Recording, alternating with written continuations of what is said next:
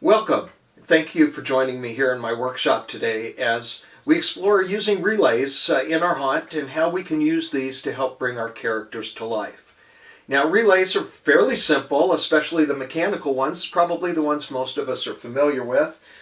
They come in, many of the controllers we use. These are some do-it-yourself models, the real popular Peekaboo series from Fright Props, utilize relays.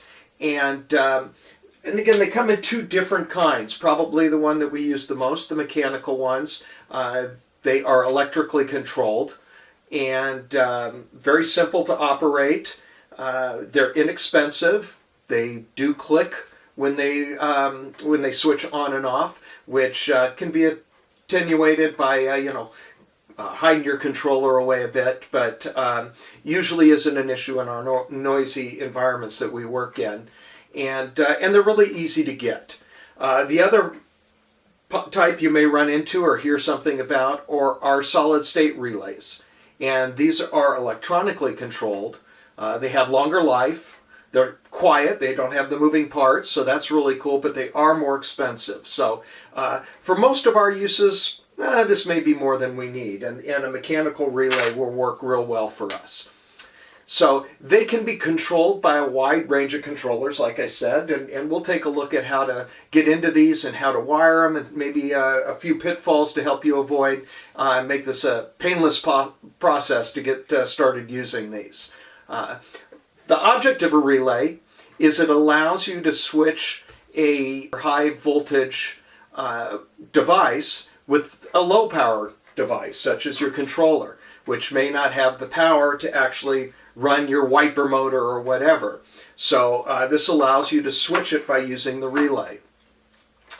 And the way they operate, they are a switch, and I've heard them often compared to a light switch, which I try and avoid that comparison. It's a bit confusing.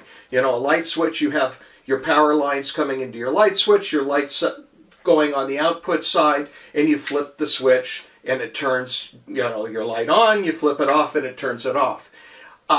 Again, a relay is a switch, but the biggest difference with relays is they don't have their own power.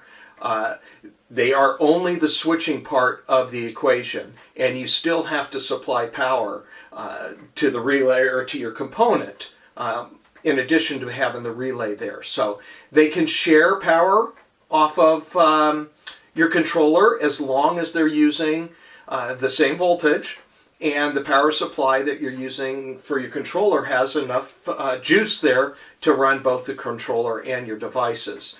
Personally, I prefer to use separate power supplies.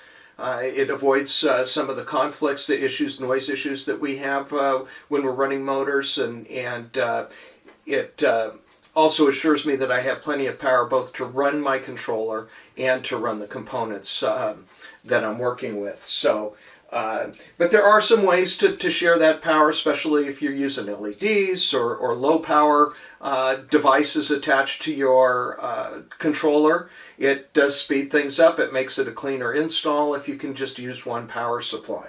But again, if you've got a power supply or a controller that is, say, using 5 volts like an Arduino, or some of the other USB controlled controllers or powered controllers, and you want to run 9 volt LEDs, you're going to have to run that separate power supply to run those LEDs or a 12 volt motor or whatever. So you do have some conflicts there. Now you can also run AC, which is really handy as well. By taking an extension cord, you strip off one lead, and you run that through your controller. One thing I do want to caution you on when doing this is that you should be switching the hot wire, not the neutral wire. The larger slot on the outlet is the neutral side, and that should always remain unbroken. The larger one of your plugs here. The neutral provides a path to ground in the event of a short, and you really should leave that. It's just good practice to be able to do that. And so again, the big prong, it's also, if you look at your wire, your extension cord, the neutral side is got the ribs on it, and the hot wire is got a smooth texture or finish to the wire. So that's another easy way to find out which side you should be cutting there. So just something to watch out for. It's just good practice. You may as well get used to doing that, even though both sides, if you use either side, is going to work. That's the best practice. So one other thing on wiring before we get into actually putting these together with the controllers, I did want to add, even though it's not a relay issue, if you are having problems with your controller misbehaving, getting false triggers, your audio not working, you may be having, again, an additional noise in that line, and you can help alleviate that by adding a capacitor if you're using AC, or a diode if you're using DC. And I'm not going to demonstrate that, but on the Fright Pops site, I'll put a link down below.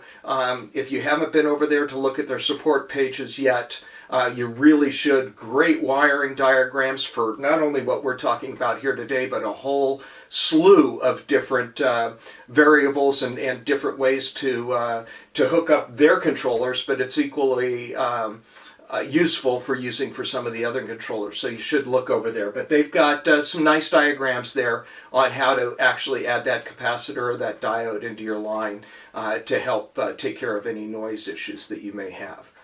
So let's take a look at what we're going to do here for the relays. If you take a look at one of your boards, and again, whether it's a Peekaboo box or it's one of our do-it-yourself boards, this happens to be the one Tyler and Tim put together, the Scuba board. I'll put a link to the forum thread that Tim's got up on that if you're interested in building your own. I love them. I think they're really great. I had built a 2-channel button banger of my own, and Tyler expanded on that and made a much better board, and I just really like this board. But if you look at it, you will see that on each of the relays, it's got 3 headers that you can add your wiring to, and they are labeled C, NO, and NC. So the C is your common line, and so then which is going to take one of your wires, and the other side is going to go into either the NO, normally open, or the NC, which is the normally closed line. Now, the normally closed one means that when this relay is not powered up, that relay is hot, or that side of the relay is hot, and you've got a connection being made there. The normally open one is not active when the relay's idle. Now, when you engage that relay, they actually alternate, and the normally closed side will now disconnect and make the connection to the normally open side. So some of you that may be thinking ahead going, wow, is it possible to use both sides of that? And absolutely you can. If, for example, you have one of your rooms and you've got an overhead light that is on as your guests enter the room, and once your scene is triggered, you want that main light to go out and maybe a little spotlight to come on, you can certainly do that. You can have the overhead light on the normally closed fixture, so it is on as your scene is in its ambient mode. And as soon as that board is triggered and your sequence is triggered, you can switch that one off. The other one comes on as it switches over to the normally open side, which is now the active side of the board. So that's one real useful way to magnify how much use you get out of each one of these relays. Again, just make sure you supply enough power to each of them and you don't mix your voltages on a single relay. So most of us use relays for either lighting or for running a single motor. So you've got your, say you're running a wiper motor, you've got a 12 volt 5 amp supply hooked up into this, just like we would do with the extension cord for AC. We do the same thing with our wall wart and our 12 volt line. And we wire that up to the common, or the normally open. So if you want that motor to be off in idle mode, when it's triggered, when you actually push the button, activate that relay, it's going to turn that motor on, and the motor runs in a single direction until you release the relay. There are some ways to get even more usefulness out of your motor. And that's what I was working on here today. I'm doing some videotaping for my presentation on turbocharging your animatronics at Transworld here in a few weeks, and needed some video. And I've got a couple actuators here, linear slides actually, and in order to have them activate and have the slide go up to one end, and then when I choose, I would like it to come back down, or maybe even move along and back and forth along there in different spots of that slide track. I can do that by using two relays. Using one relay to run it up, and then reversing the polarity on my wiring and using that to bring it back down to the other side. So again, all of these, the diagrams are going to be on that link that I have down below for Fright Props to show you exactly how to wire these up. And for my situation, I'm using two separate power supplies, even though they're both 12 volt. We'll have a 12 volt going in, feeding the system, feeding my board, and a separate 12 volt supply running my actuators. And one other real useful thing that you can do, especially if you're using a wiper motor that's got a slow speed and a high speed, you can use a pair of relays to operate both of those speeds back and forth between which relays. Again, another real useful feature to get more out of your relays. So that's just a brief primer on how you can use relays, how you can wire them up. Go over to the Fright Props site, look at some of those diagrams that they've got there. Hopefully you found this useful. If you would like to see more videos like this that I'm putting together, post it down in the comments, and I'll see if I can put some more out there. If you liked it, also please subscribe. That way you'll catch up and be able to see my videos whenever they are posted. So until next time, keep building.